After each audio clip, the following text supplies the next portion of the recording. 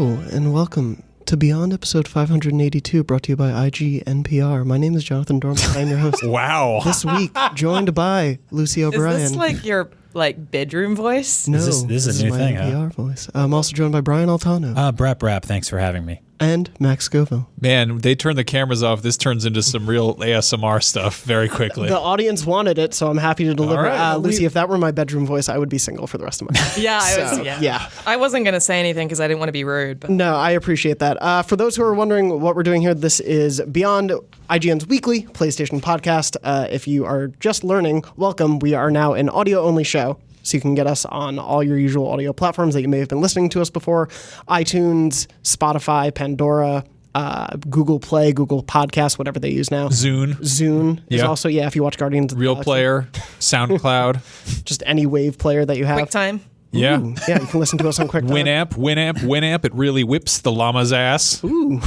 Of course, you can listen to us there. We're also going to be on YouTube in audio form, so you'll see a static image for now and also get the audio show. We keep calling this an audio exclusive show. I think, or audio only. I think we need to call it like ear exclusive or Ear something exclusive, like that. Yeah, yeah. we have to really, let's do some good. Oral exclusive. Yeah, raise the roof on this one a little bit. Perfect, you know? yeah. And for those wondering, we are, of course, a weekly PlayStation show. We record Tuesdays, so if we miss any news on Wednesday morning, sorry, we'll cover that in the Or Thursday or Friday. Or Thursday or Friday, yeah. We'll get to it going forward. Since we're going into a new audio format, I thought we could start with a new segment that I'd like to honor in memory of Andrew Goldfarb, our long-forgotten executive news editor. Rest in That's peace. right. Yeah, sad to see him go. We're going to call this News Crunch. Crunch. That's Okay, brought so to you by... Did you guys record that? Well, so the first half was either like a 1920s orphan child or Andrew Goldfarb on his last day. Hard to tell. And the second part was me doing an impersonation of him eating an apple on his show once. I think you should have sampled the apple crunching noise. Yeah, Ronnie Barrier, our video producer of the show, he made that for us. I'll ask him to get that actual audio file. The inventor of the apple crunching noise actually is like really strict about that stuff. Oh, you mean Tim Apple? Yes, yeah. Captain Crunch himself. On News Crunch, we'll break down for you the biggest news of the last week that we may have missed on the last week's episode. One of the big things, this broke on Friday-ish afternoon. Days Gone has finally gone gold. So that essentially means they can ship the game off to be made onto discs. They can produce it and can get out to us, and they can start working on, presumably, the day one patch. Yeah, Sony Bend tweeted out a picture of their studio on what looked to be, at one point, the front lawn of their studio, which is now covered in 4 feet of snow, which I can kind of understand why they finished that game a little early, because there's nothing else to do. They're just indoors. And I think they can't leave. That's why I think every studio should be in Edmonton. Like BioWare, like it just is. There's nothing. Have you guys ever been? No, I've there's never been. nothing to do there. There's like a mall where there was a roller coaster accident, and that's like the thing to do in Edmonton. The roller coaster accident? Check out this site of this deadly roller coaster. That's horrible. I mean, of course I did that. So Bend is a lot more beautiful, but right now it's buried in snow, so it looks like it was a good time for them. Because this game went gold earlier than most games go gold. Yeah, it's almost 2 months out from release. It comes out April 26th. And as we had on the last week's show, John Ryan just saw 5 hours of gameplay, so obviously it's shaping up pretty well. We've talked about going gold on the show a little bit before, especially when Spider-Man was announced as going gold. How do we all feel about that term? Because we don't report on it anymore much on IGN, because it's so like games get day one patches now, or in the case of Anthem, it gets a -2-day patch. We were talking about this a whole lot, and how like there's this, there still is that group of people who like to have a physical copy of a game on their shelf for collector's sake or whatever. But yeah, you do get those day one patches, and the game that is frequently on the disc is a very different product from what you actually wind up playing. I mean, I think if you popped some of the biggest games of the past 5 years into your system and started them up not connected to the internet, you would get a strange thing there, I mean, they so revamped The Witcher 3. Oh, yeah. Just its control scheme. Like, if you were playing that offline, you would have a totally different game. You'd have like a different menu system. I mean, Max, you and I were talking about Bloodborne, because we're always talking about Bloodborne, but there was a running joke around that game that when you die, at the launch of that game, you had enough time to do like a set of like a 3-minute jog or some push-ups or something like that, just to sort of relieve the stress of getting killed constantly. But they patched the game a lot and fixed the load times and made it much more streamlined. Now it's not even a thing I think about. And, I actually forgot that game came out with those load times. Yeah, they were horrible. That wasn't our original criticism of the game. And it was just the logo that said Bloodborne, and you just stared at it. I wonder about how much of that also is that we're older now, so our perception of time occurs faster. That's definitely possible. Yeah, like I've when thought I was about that a lot. when I was whatever, like 29 when Bloodborne came out or whatever, like that was that 3 minutes seemed like a long time. Yeah. I've moved on a lot. I'm getting old. You've matured. Yeah. It's impressive. Obviously we won't have to wait too long to play Days Gone now, thankfully. JR's preview had me really excited for seeing that game like fully in action, seeing what the full adventure of it plays out like. So I'm excited we only have 7-ish weeks to wait for that. Moving on, though, if you want to play your PlayStation 4 games that you currently can play on your phone, you now can do that. PS4's Remote Play is now available on iOS devices, and there is a limited app on Sony Xperia phones. Wow. It's not available on Android phones right now, but you can... Have you tried it? I have not. I was really pissed I couldn't get this to work.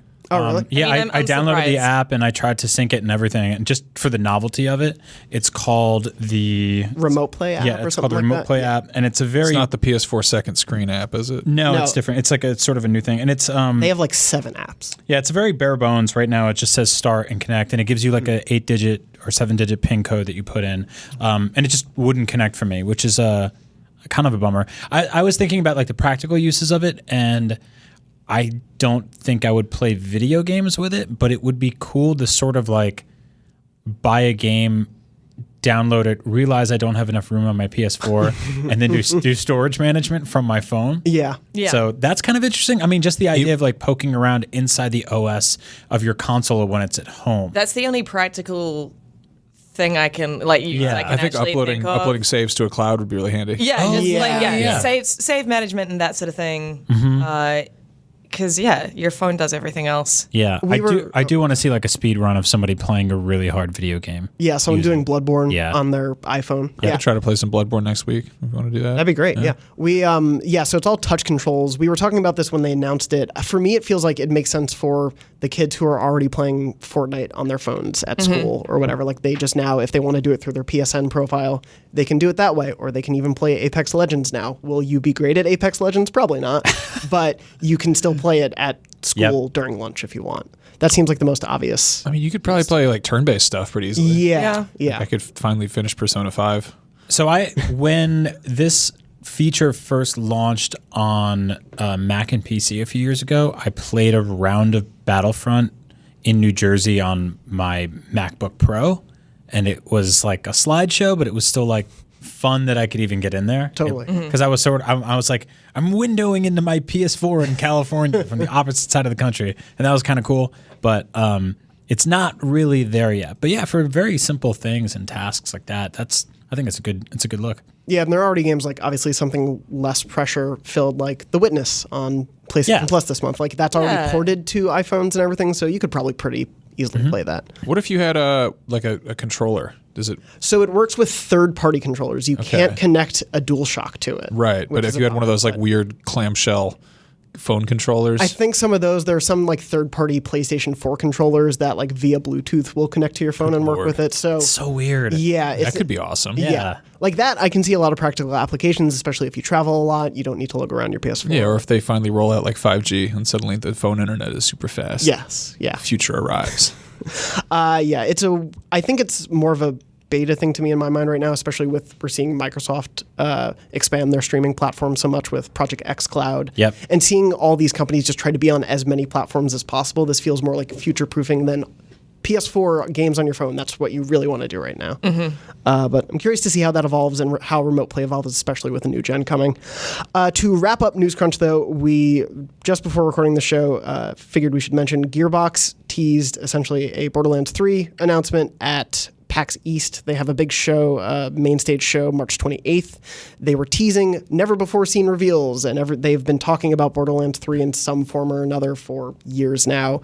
And the teaser image they used, it's a highway sign. It says March 28th, Boston, Massachusetts. It's clearly in the Borderlands art style, like the cel-shaded art style. There's a border on the image. There's a border, and it's in a land, and it says Exit 3 on it. So the presumption is we can finally stop saying Borderlands 3 is going to be announced soon. Are you sure that's what it's teasing? No, it might be. It might be Aliens. It might be pre-sequel I'm reanimated or something. Fucking with you. It's definitely. No, it's obviously Borderlands 3. Is anyone here a Borderlands fan or excited for this? Or I'm excited for it. Like, Yeah. I'm not a massive fan, Yeah. but I'm looking forward to jumping back into that universe. And I also think that Gearbox really needs some good PR right now. What? And I think that it's the right time for this announcement. I think Medieval Times needs some good PR right now. Do you think Medieval Times gets all their PR through Twitter? Through stories that of Gearbox video story? Yeah, through that Gearbox. Yeah, it's a weird thing. Obviously, we'll have people going to PAX. Yeah, I'll be there. Yeah, you are going. I'm curious. I'm not excited. Borderlands has never clicked for me, and I've tried numerous times to make it click, and it's sort of like it's just I don't know what it is exactly, but I'm incredibly curious to see what Borderlands 3 brings to the table, because we're at that point where like so many companies are sort of like aping what Borderlands did, the sort of co-op looter shooter, the shared world shooter. We've got Destiny, we've got Anthem, we've got The Division floating around. Like what are they going to bring to the table that's going to set them apart from that, aside from, a sense of humor? I'm with Max in that I'm not necessarily excited for the franchise because it's never historically been my favorite, although I did play a bunch of it. I don't know if it really connected with me. Like I watched other people around me just get hooked on it.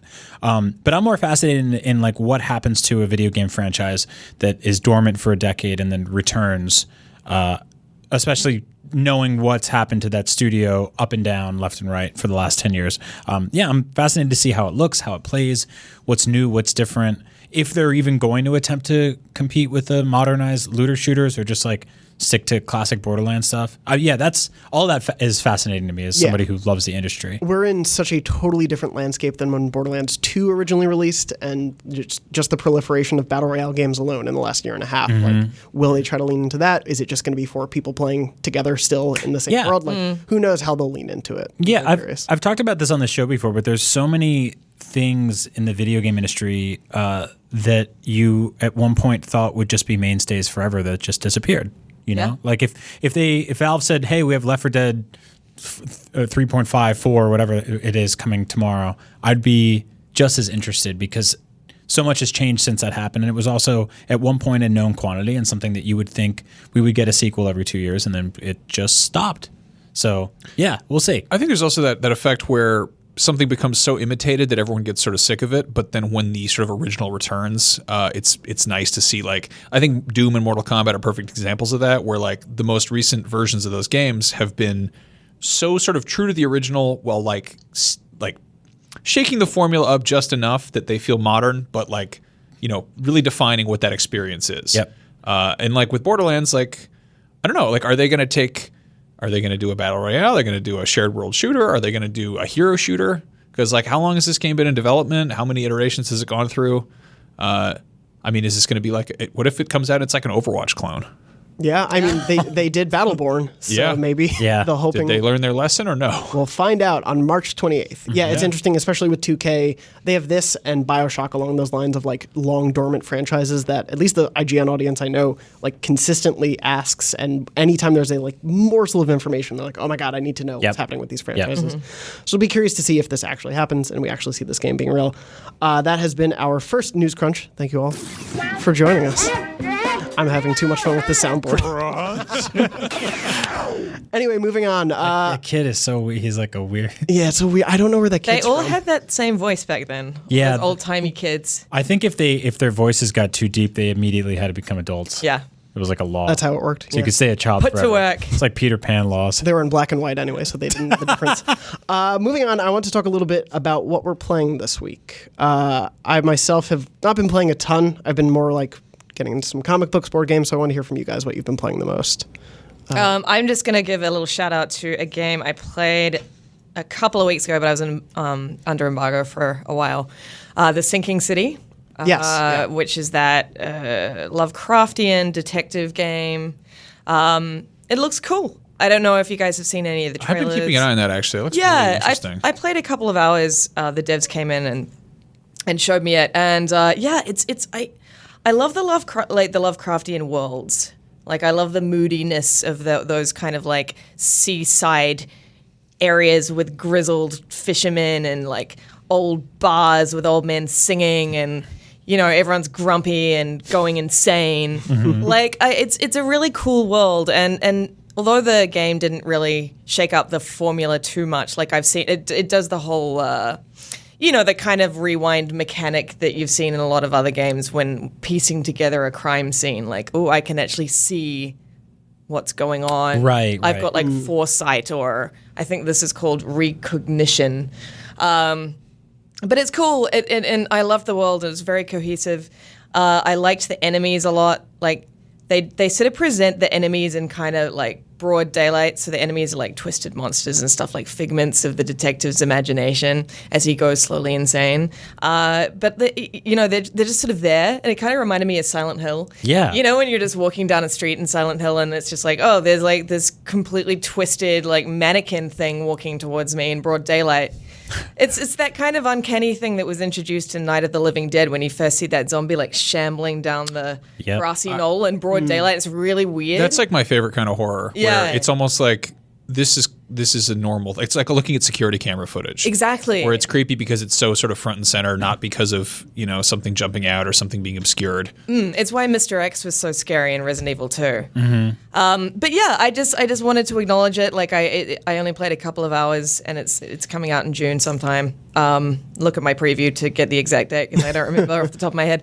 But yeah, it was cool, and I kind of like that these like sort of middle of the range games are still being made by some studios. Yeah, that there's room for that, and there's no expectation for it to be a billion seller or anything like that. Exactly. It doesn't have to be a AAA franchise, but there's room for that level of creativity. Yeah, I feel like the bottom fell out of that type of game for a while, and we're seeing it coming back. So. Yeah, with THQ and Midway and all those sorts of companies going away. Yeah, it's nice to see that. Sinking City, by the way, comes out June 27th. Thank you. Anytime we can now look things up, and we don't have to pause on a video show to do that. Sweet. Brian and Max, what about you guys? What have you been playing? Been doing some other sort of Arkham horror, Lovecraftian nonsense in a little game called Bloodborne. Yep. Never heard of this one. Yeah. So you guys talked about this last week, right? Yes. Yeah. This we game talked a from little 2015. bit. Yeah. Yeah. I mean, it seems to be sweeping like all of the conversation. We talked about it a little bit. Kotaku's Jason Schreier has been talking up a big storm about it too. Because he's playing. Are you playing it for the first time, Max? I am still playing it for the first time. Right. Because I realized something about Bloodborne is that it is a game. I mean, the FromSoft games in general are games for people who are good at games and people who have time to play games. And I am fucking neither of these things. But for whatever reason, I've been traveling a ton this year, and I think like a bunch of games missed me. Like we didn't get copies of Devil May Cry. I wasn't sure if I would like it or not, so I didn't throw money at it. Resident Evil I want to check out, but like as far as like the kind of big experiences of the year, I pretty much noped out of Anthem. I screwed around in Far Cry, but I was just like, I need something juicier, and I've played all the Yakuza games that are currently available on my current system, so there's so much for that. But Bloodborne, it does this amazing thing where I will play it for a while, get frustrated or sick of it, and then I'll just sort of, it'll sit in the back of my head and I'll kind of think about it and I'll want to go back to it. And like it is fully gotten its hooks into me at this point.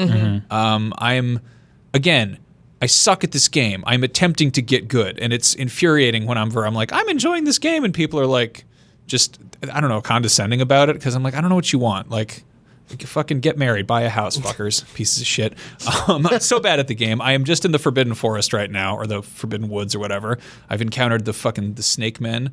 And, I hate the snake men. They suck. Yeah, they really ass. suck. But I mean, I love this game because like I'll encounter something, and it's honestly, it's made me sort of almost unpack a lot of what I enjoy about games, because I saw this argument online about games. Yes, without question, games should be difficult, and there's a part of me that's like, I don't completely agree with that all the time. I think that they need to have resistance of some kind. Like you've got to have like a challenge. But the challenge of Bloodborne that I don't like, honestly, the combat is what keeps me kind of like pushing against it, because that's obviously it's when a ghost comes out behind a shed and kicks my ass. Yeah, that's a man. That's a man. The bag man. I don't think there is any like phantoms of the macabre in that. There's all kinds of macabre. Isn't that what that you game can't is? tell me that a dude in a bathrobe with a sack is not a ghost. Yeah. So I don't know if they're ghosts. They're phantasms. No, it's a man. Something. It's a creature man. Can it be a corporeal ghost? I don't think they're translucent silhouette of the deceased. Why are you normalizing what a ghost has to look like? That's true. Okay, look. A ghost doesn't necessarily have to be Casper. Whatever this thing is. I think they have to be dead. There's so many things that some of them I'm like about clearly the undead? like clearly that's a werewolf Dead. with a part of a loom who's going to kill me with it. Doesn't mean he's a dead He's ghost. got a lumberjack saw and he's going to hit me over the head with it. But like I mean I'm like that's a some of them I'm like that's a werewolf, that's a man. But there's ones where I'm like that's like a ghost sort of, but it's like a it's like a haunted hill ghost. My where favorite A24 movie. A ghost sort of. Yeah. But I think it's so funny. I was thinking about this, where some of these enemies, you're like, this thing's going to do something supernatural and surreal, and then it just kicks you in the face. And it's just like really like aggressively violent. It's not like fluid and graceful and weird. It's like No, it's that's gonna, I mean like, that's I think kick your ass. what's the kind of the scariest stuff about that game is sort of how blunt it is. I would say is the word.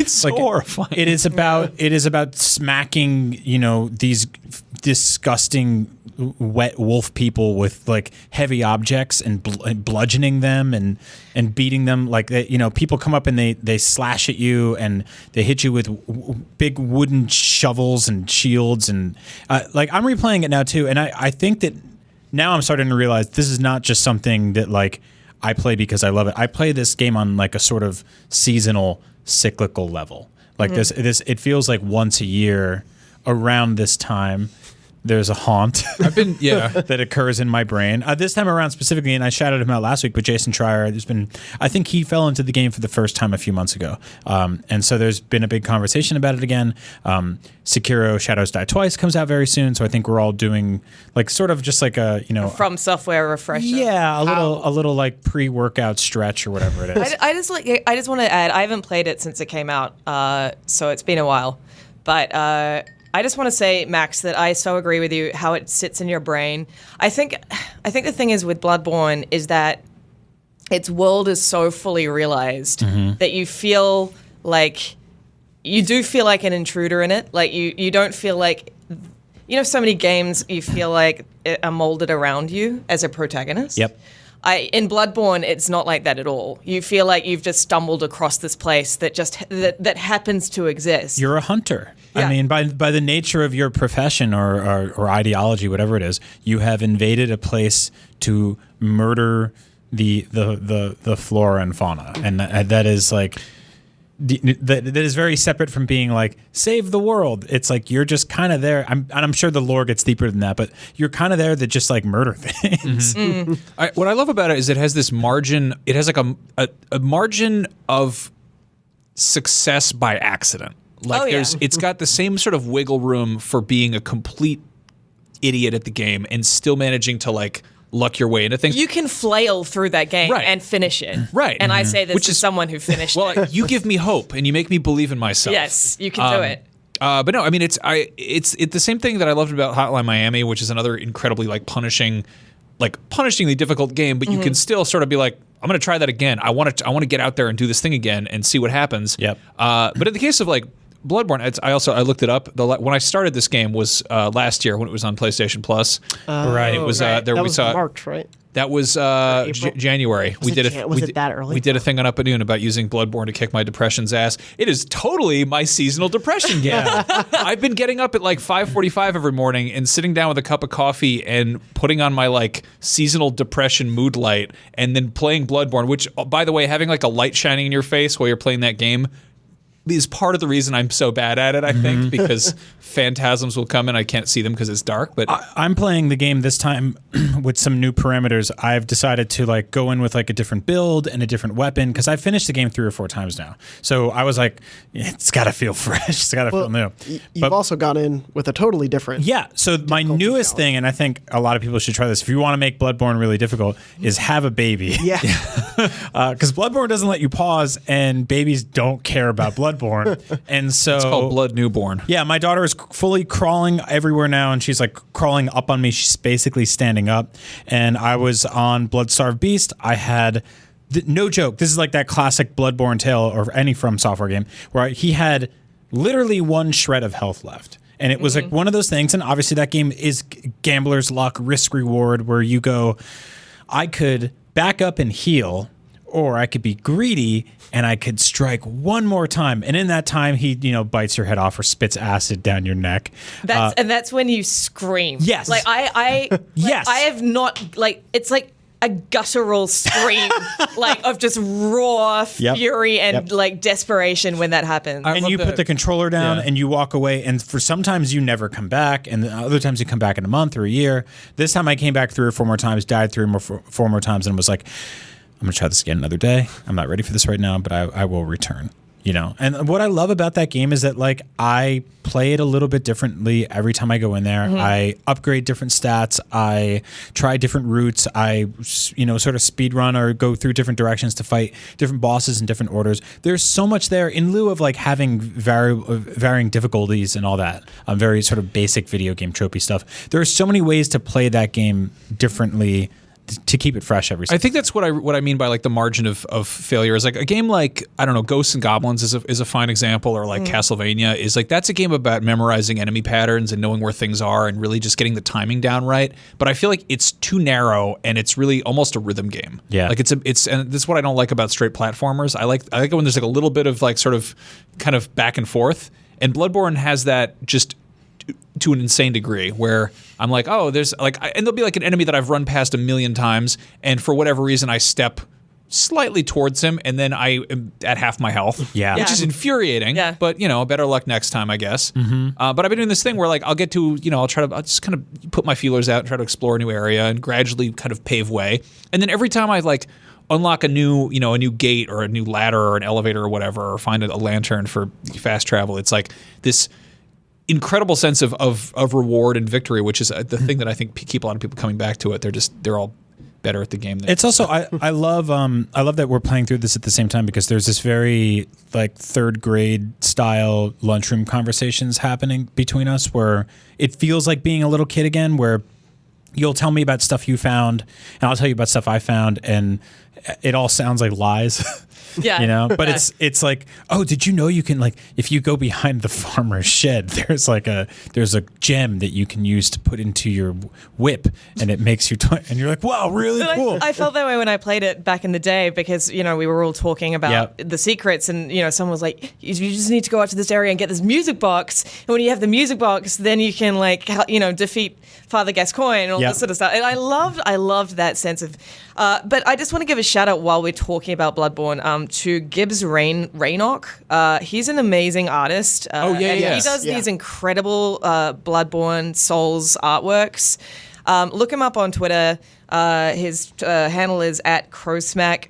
I just want to give him a shout because my old apartment in Sydney was just covered in Bloodborne art from him. Oh man, that's awesome. He's so good. Yeah, I was recently looking for cool Bloodborne merchandise, and it basically doesn't exist because it's hard to encapsulate how great that game is. So much like playing Bloodborne, collecting Bloodborne is also difficult. Mm-hmm. We figured this out. That there are statues. There's some really high end statues. I think they're from Prime Collectibles. I'm not sure about that, but they're 1/4 scale resin statues. So if you want to buy them, you must collect $1,800, which is sort of if you were to get good at real life. It's the Bloodborne savings accounts. Yeah, and then there's the Figma, which again, I just bought a bootleg version of on eBay, because the real version goes for $150. Oh wow! But the bootleg's apparently just good enough, and they're $22 shipped. But just like something like Breath of the Wild, so much of that game is about the way you play it, and inherently with dozens of different costumes to try on and different skill sets and weapons, your character is going to look very different than your action figure. It's not like buying a Crash Bandicoot toy, which is pretty much Crash Bandicoot. It's going to be Crash. That was a weird thing they did with, I always thought, when they made Destiny toys, because so much about it is customizing your character. And it's here are the 3 main Destiny characters. Yeah, and I went looking at shirts and stuff like that, because I was I'd love to have a cool shirt to wear that has Bloodborne, but all of them just say Bloodborne, and it's hard to take the art from that game and translate it. So I might just go on Redbubble and just put something from the art book on there. Bloodstarved Beast concept art. Yeah, it's just something a sick like that. Dog. Yeah. You both sort of mentioned a thing. So, Brian, I think you said the Bloodborne of, or like the Dark Souls of. Like that is a very common phrase that we use now these days to describe something being difficult. But we try not to. We try not to here, but everyone like in common Except for when parlance, talking about savings accounts. then that's like Bloodborne. I mean, like even Crash Bandicoot levels have now been like the Bloodborne of Crash Bandicoot. Chase Bank is now calling themselves the Bloodborne of banks. That'd be a better marketing campaign than they probably Comcast, the Bloodborne of cable. Oh God! And Max, you had mentioned about like games needing to be inherently difficult to be good as like such a concept. Yeah. And I want to talk a little bit more about that. Yeah, I don't know. I think difficulty is obviously subjective, but I think that there's this gamer mentality that like for a game to be difficult, it needs to be like necessarily twitch reflexes. Whereas like I don't know, what about like solving puzzles and stuff? Yeah, like The Witness. not to be such like a wuss about it, but like not every game is good for everybody. Like I mean, you see games that are not even like pass fail type games, like creative stuff, like Minecraft or Mario Maker or whatever, and people get incredibly good at that, and then some people are like, that's not a game. Yeah. I think the negative side of, well, first of all, like most video games are skill based, right? And so like that I think becomes a big part of it is overcoming the adversity of something that is difficult and pushes back to an extent. I think with the From Software game specifically, the get good thing is either like something that's funny and sort of this like, like rally call for people to champion together and like, bring each other up. And for other people, it's like gatekeeping bullshit. I agree. It's weird though, because I feel like the Soulsborne games are widely acknowledged to be objectively difficult, right? Yes. But I find that that community is actually really welcoming. Like the whole jolly cooperation thing is a real thing that community believes in. And I think that there are other, I hate to use the word like fanboys or fangirls, that are much more gatekeepery. For sure.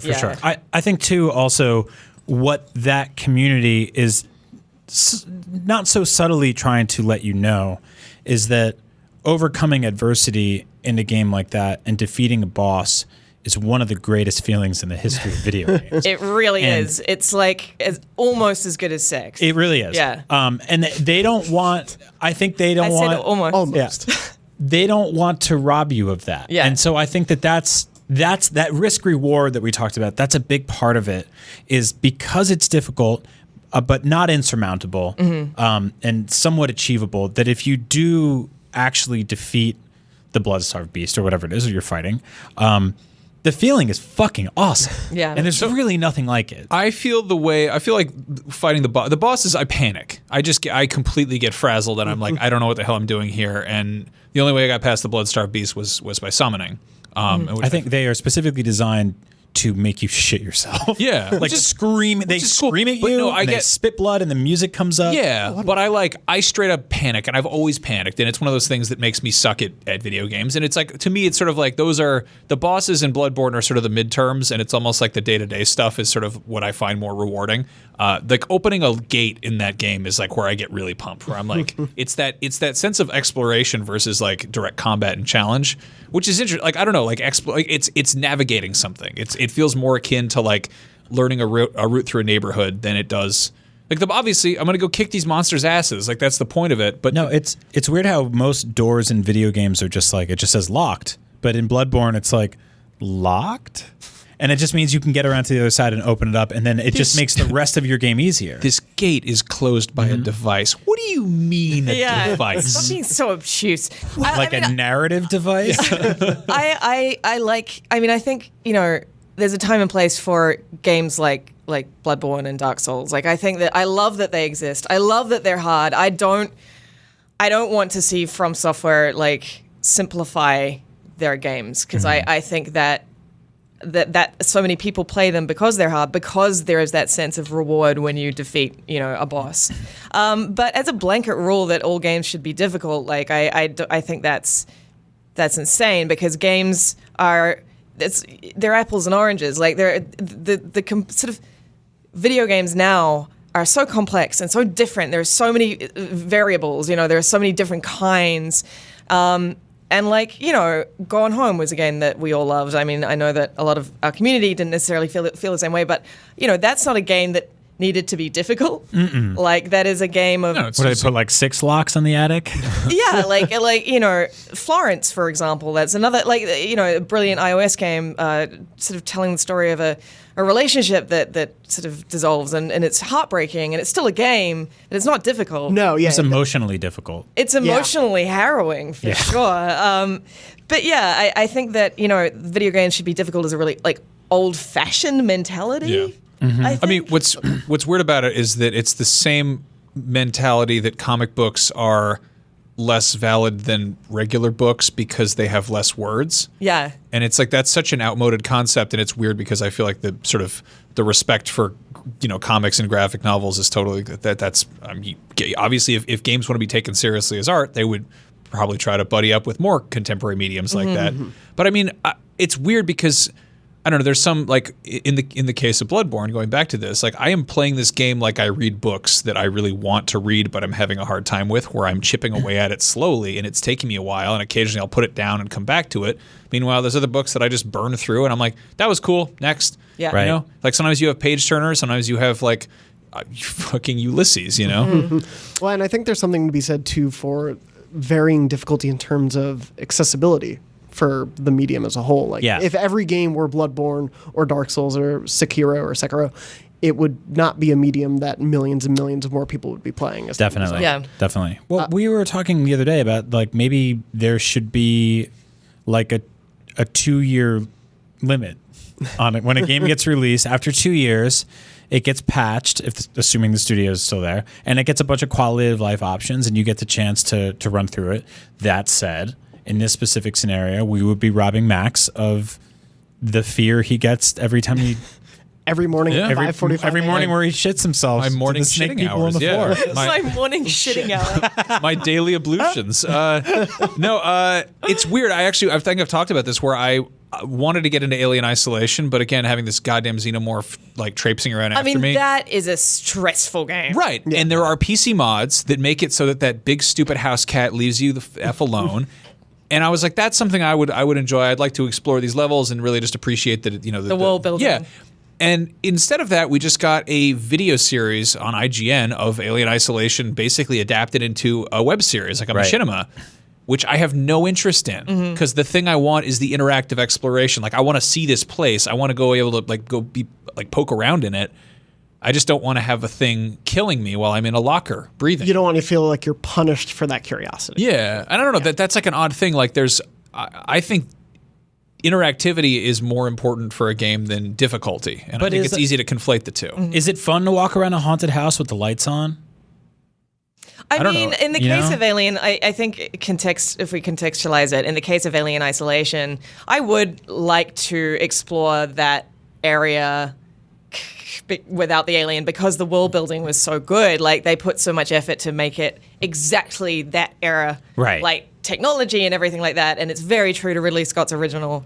And that would be cool just to wander around. I mean, I don't think it would keep my interest for very long, but it would be cool. It'd be cool. No, I got all my teammates murdered in Battlefront all the time because I would be like, Jabba's palace, and I'd walk around and I was like, oh, it's the Tauntaun's head, and they'd be like, oh, reloading, flank left or whatever, and everyone's dying, and I'm like, Star Wars. Well, and difficulty means so many things differently now these days, where it's a difficult game like Bloodborne, where it was intentionally built to be this way, to be difficult for you to overcome that challenge, where something like Uncharted we were talking about before the show is that game, you can get through that game pretty easily, but it has these crushing levels of difficulty that are intended to just throw things at you, but that's not the way that experience is normally necessarily intended.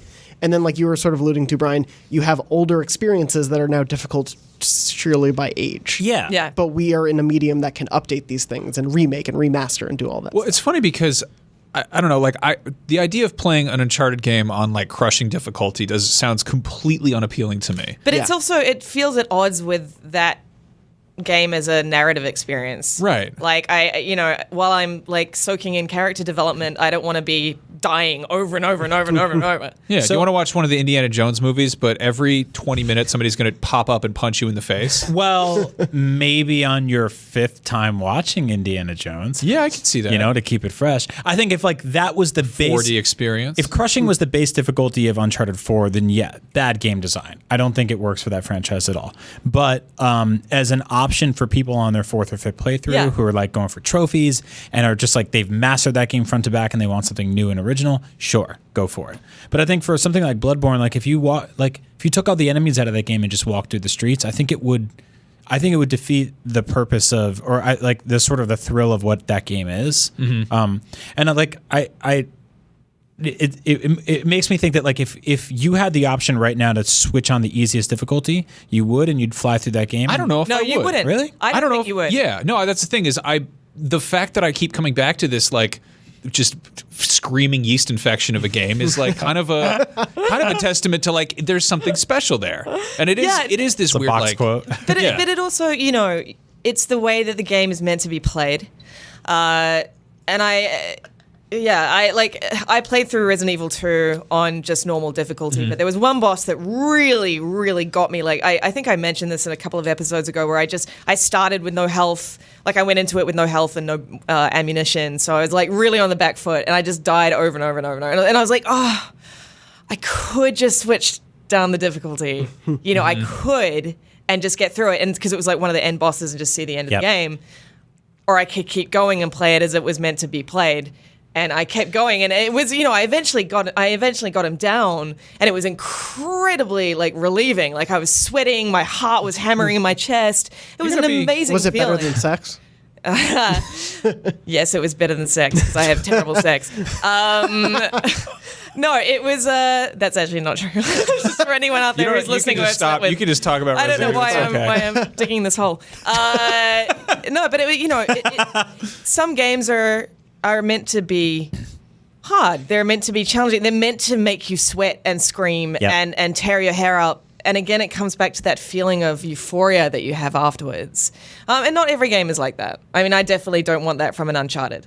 Yeah. Yeah, you're getting a different experience out of that, or something like a Gone Home or Florence. Like there are different intentions going into each game. And like Max had said earlier, I think like the interactivity and the refinement of that is far more important than necessarily sheer difficulty. Yeah. It's also like an accessibility thing. I mean, obviously, if you want people to experience a thing, I think like so much of what makes the FromSoft games special is even beyond difficulty, it's that they are obtuse. Like they are about hidden secrets, whether that is navigation-wise, difficulty-wise, or just straight up the lore being dense as hell. There's this level of like you need to kind of commune with people, whether it's calling a stranger in over the internet to help you fight a giant wet dog, or talking to your friend at work, being like, hey, did you find that weird gem that makes your whip strong or whatever? There's this kind of like communal, like it's the whole game is sort of the puzzle. But obviously, I don't think not every game should or could have that. And also, I just want to touch on the word accessibility, because we think about accessibility as able-bodied people. Yeah. It's also important to think of accessibility for the huge disability community out there who play video games. And you know, if every game was crushingly difficult, that's going to be a real bummer for them. So it's good that we have the options. So funny thing, I found this a while ago. The kind of creator of the Yakuza series, Toshiro Nagoshi, has on his Wikipedia page his design philosophy. There's this quote from him. It may sound strange, but I'm very bad at playing games. I used to spend a lot of money in arcades just to see the end game sequences, and I know how bad players can feel if the game is too hard too early. And so he's like expressed desire to make his games like, you know, not necessarily completely easy. And if you've tried to like 100% a Yakuza game, you know that there's always like a couple little achievements that are incredibly difficult there. But I think that it's nice to kind of recognize that the limitations of an arcade game are sort of like, there's kind of difficulty in games is kind of a holdover from that, where it was designed to make you pump in quarters, and it's when you're trying to have an experience for a player, it doesn't necessarily need to be there. Yeah, people are not worrying outside of microtransactions about getting more money into you after you've bought the game at this point. Yeah. Like that you've bought in, you accept it. Yeah, it's an interesting thing that we've seen change over time. I did want to wrap that into, are any of you excited for or interested in Sekiro Shadows Die Twice? In terms of the like Bloodborne difficulty. I am very into it. I was saying to you guys earlier when we were talking about the run of show that I played it at Gamescom, and I was so bad. I was so bad at it. Like, I've played every Souls game, and so I feel like I've got a handle on the formula. But no, like, the Sekiro is very different. Did they drop you into like a demo build where you were sort of already spec'd out in like a certain? No. You were like, was it like the very beginning of the game? I'm pretty sure it was the very beginning from memory, but don't quote me on that. But it was definitely like early. And I was really bad because so much of that game is about countering, and countering is a difficult thing to master. I mean, it's a difficult thing to master in the Souls games, let alone having to just get it right off the bat. So I was terrible. And it was interesting because my colleague, Tristan from the Australian office, he'd never touched a Souls game because he was like, oh, it's too difficult. Why would I do that to myself? And he breezed through that demo. Whoa. Huh. So I don't know. Maybe it's like if you've got the Souls formula in your sort of muscle memory, maybe it's more of a challenge. I'm not sure. I could see that. I mean, I've heard people say that the toughest one is always your first. Yeah. You know, it's kind of like your favorite Mario Kart, but like, I don't know. I've looked it up. Like, which is harder, like Dark Souls or Bloodborne or whichever, you know, or you know, where does Sekiro land on that? And I don't know. People seem to they can't agree because again, difficulty is totally subjective. I'm curious about it because obviously I want to get in on the ground floor with everybody else because we're talking about Bloodborne, a game from 2015. But at the same time, I'm like a tougher sell on samurai stuff than I am on like arcane, you know, Victorian steampunk, whatever. And it's also, I don't know, like the parrying and like the rhythm of blocking in the right time is like, that's something that I completely suck at. Yep. Yes. But it was something I eventually mastered, so I know that I can do it. And it's just hard. If the game is asking you to do that sort of from the jump, it's possible you may be better early on in it. Yep. Yeah.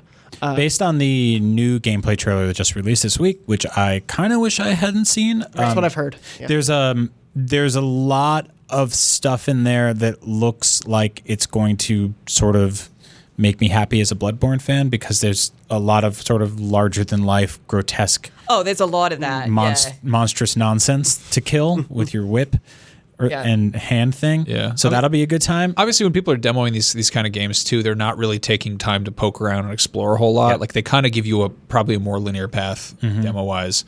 But like the stuff in the margins is what I'm interested in. So. I really dug Neo, N-I-O-H, that Neo. And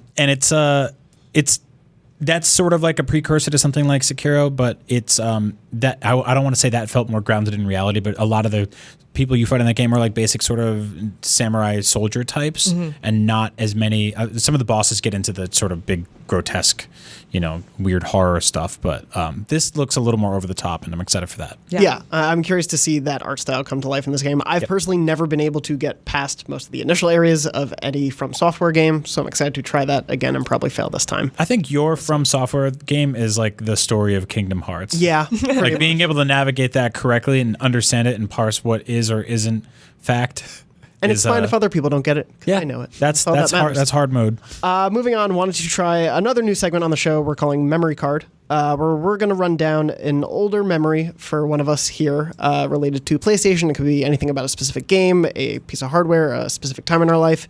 And Brian, I thought you could kick that off for us. You have a story you mentioned before we start the show. Unfortunately, we don't have a 1930s newsboy. We'll get it. Yeah, I don't have a thing just yet. Extra memory card. I don't think they said that. No, we were talking. I'm a time traveler. We talked about how PlayStation has been. Yikes on that one, am I right? That's ladies and gentlemen. I love the slight delay of that sound effect. That car almost hit me. Yeah. We have a car in this new studio. We can tell you anything because it's audio only. It doesn't matter. No, we're on the street with the car. That's going really well. The memory car. Anyway, back to memory. We all love PlayStation here. If you're listening to the show, you love PlayStation, and because of that, you probably have, or maybe haven't realized that PlayStation has been responsible for sort of a through line in a lot of our best memories in our lives. And I was thinking about this year is my 10-year anniversary next month is my 10-year anniversary at IGN. And so 10 years ago, I moved to San Francisco for the first time. I left my family, which is a big Italian guy from the East Coast with a big Italian family. It was very hard to do. All my friends, everyone I knew.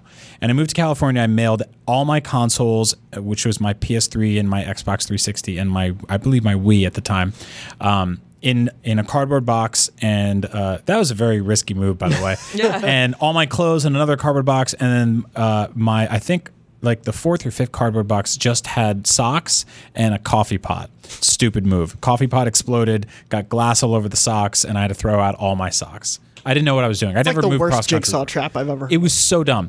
And so everything took a few days to arrive, and some things took like 2 or 3 weeks. So my consoles didn't arrive right away. So I was in a big empty apartment.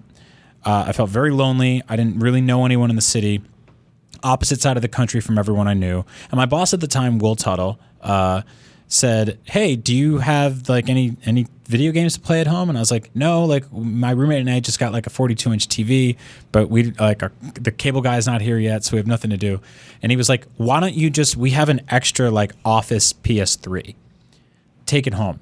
And I took it home and I like logged into it and, pulled up my stuff, and it was sort of just like this weird familiar sound. Yeah. I used to work at a coffee shop, and they would do that with cinnamon rolls. Yeah, exactly. And you have a flashback. You're like, "Do you have these cinnamon rolls at home?" You just take some home.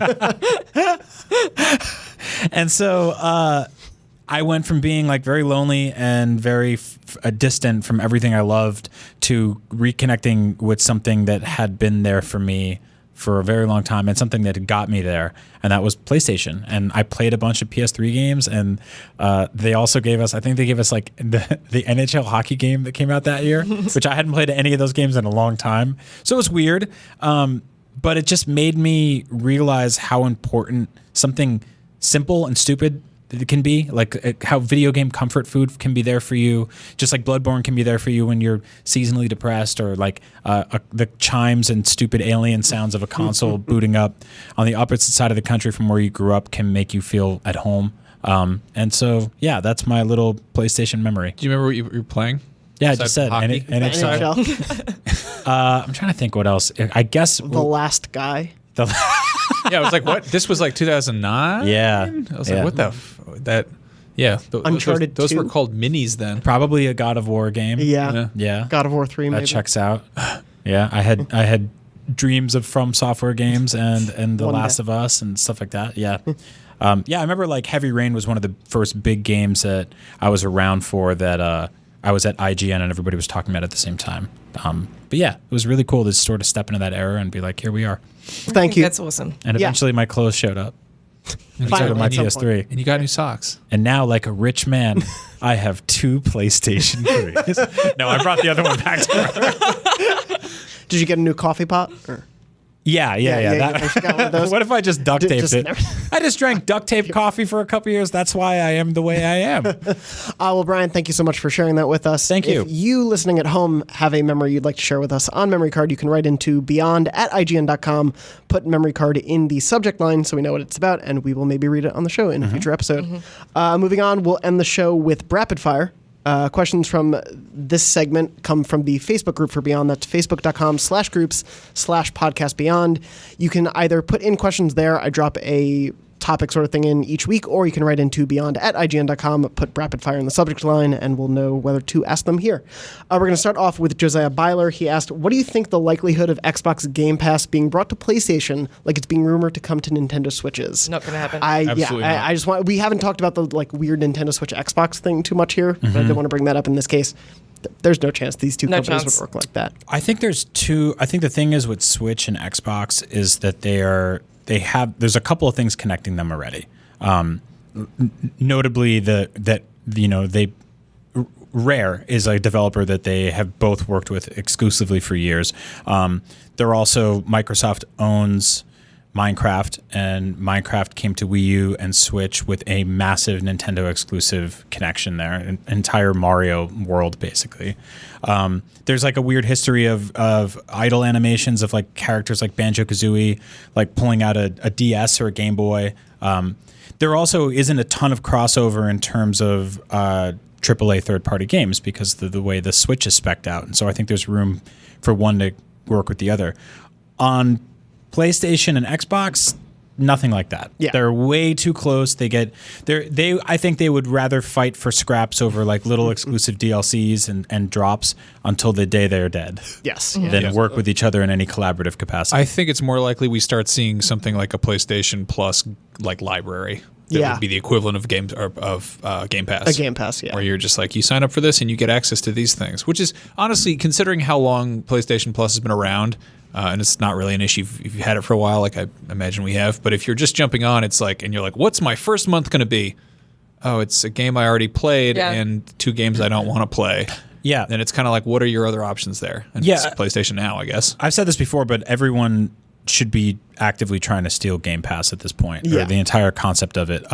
It's one of the smartest ideas. Yeah, the fact that like a game like Crackdown goes from being like, oh, I'll skip it to I'll play it. It's a no-brainer because it's just there. Yeah. Or something like Just Cause 4, which launched in early December and just quietly released on Game Pass this week. That's a game we wouldn't see on PlayStation Plus for probably 6 months to a year after its release at best, if ever. And so, I think obviously that's lucrative, and I hope Sony steals it. It's also really smart when games are either a service or a huge franchise where if they're trying to build a community, do that crack dealer approach and have that first taste for free. I mean, it's interesting. We've seen this with, it's not going to happen anymore with Disney Plus, but Disney dropping their movies on Netflix like 6 months after they were for sale. Yeah. And it's weird because there's this kind of trickle down effect where it's like, you want to go see it in theaters, that's $12 a person. Okay, you want to watch it at home? Well, you can't rent it yet. It's $14 to buy it. And then it's all of a sudden it's $3 to buy it. Then all of a sudden, if you have Netflix, it's free. And then all of a sudden you want to find out what happens in Endgame because you watched Infinity War while you were hungover over Christmas break or whatever. I don't know who's late to the party on MCU right now, but like if you're part of this, if you're building these kind of ongoing these brands, maybe you buy a T-shirt, maybe you buy merch, you pay attention to the next thing that they do. Is that confirmed, by the way? What? The crack dealer free hit for the first user thing? I don't know. I've never done crack. I think after Bloodborne, I might try it. Yeah, see how it goes. Apparently it's free the first. But no, I mean, there's that. Code. It comes with a shirt too. But no, I mean, Beyond this week is sponsored by Crack. Go to crack.com/beyond. That's what happened and in the enter video the code version. Scoville.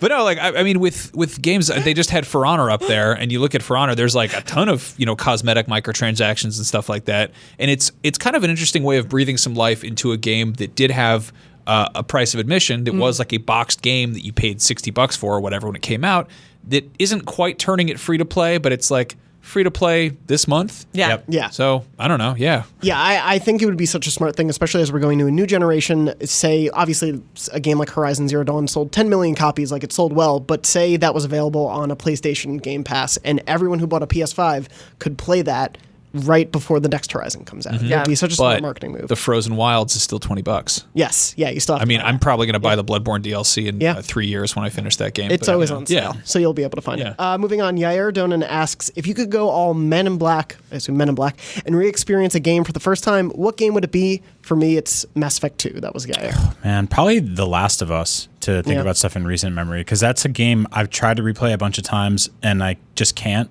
because I feel like the story hit me so hard the first time that trying to re-experience that is just sort of chasing ghosts. I'll never live up to it. Yeah. Yeah, I feel for me probably the first Silent Hill was it.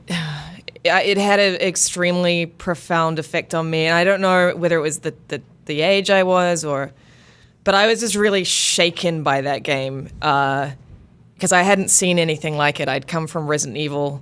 From that sort of vibe, like shooting monsters in the head. Yep. I mean, I know you do that in Silent Hill as well, but it's just very different. It's very unnerving. There are scenes that are just stuck in my memory, and I cried in Silent Hill, which is like, I know that's weird, but there's a certain scene.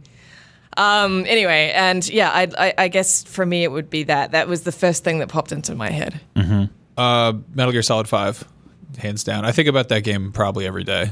I think I've talked about how special that freaking game is. I want to write a book about it or something. Yeah. And I know a lot of people didn't finish it. Neither did Kojima.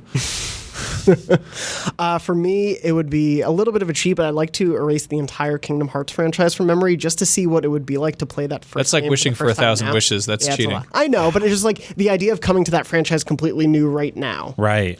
As still a lifelong Disney fan. But it's difficult because it's like a time and a place. Like that's the thing. If I played Silent Hill now, I'd be like, this sucks because it's so old and janky. But I'd love to sort of be that age at that time in my life and re-experience it. I mean, that's the tricky one. Is are we playing these games for the first time, or are you playing them for the first time in 2019? Say whenever you played them originally. Yeah. In that case, I'd actually do Wind Waker. That's like one of my favorite games of all time, and like, yes, it's great that they updated the sail on the HD version in Wii U, but like, I still, as a kid, spent an entire summer just sailing around that sea, just trying to find every little nook and cranny of those islands. I jumped back into Metal Gear Solid 2 just for the hell of it, which is one of my favorite games ever, which is not one of my favorite games to play in 2019 because I completely forgot that the controls for that are completely doing their own thing, where you can't walk and chew gum or shoot guns. You have to stop and go into first person to aim, which is just completely jarring. I was also the only way to play it current gen is with the 360 HD collection, played on an Xbox One backwards compatible. Right. I can't believe that's not on fucking PlayStation. That's infuriating. It makes me so mad, and also I feel so dirty playing that game with that controller. Yeah, exactly. It's crazy that collection hasn't come to PS4. To wrap things up, Sean Nazareth asks, are diskless consoles a commodity we will have to learn to live with, or do hard copy discs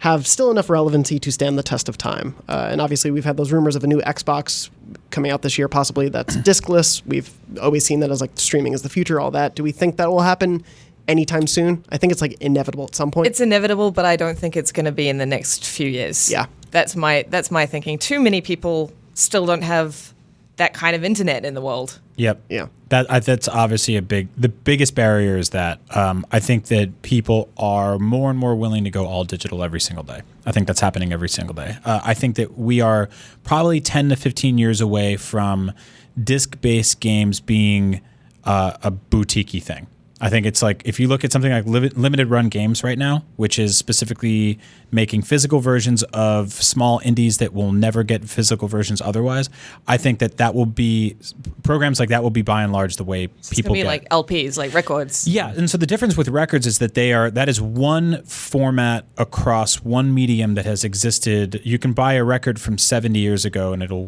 work on a modern record player, It might shatter when you pick it up, but it'll work. Whereas video games change mediums every 2 or 3 years. Like I can't play my Wii games on my Switch or my PS3 games on my PS4, whatever it is. And like we were talking about at the top of the show, yep. If the game got a patch or something and you're not connected. Yeah.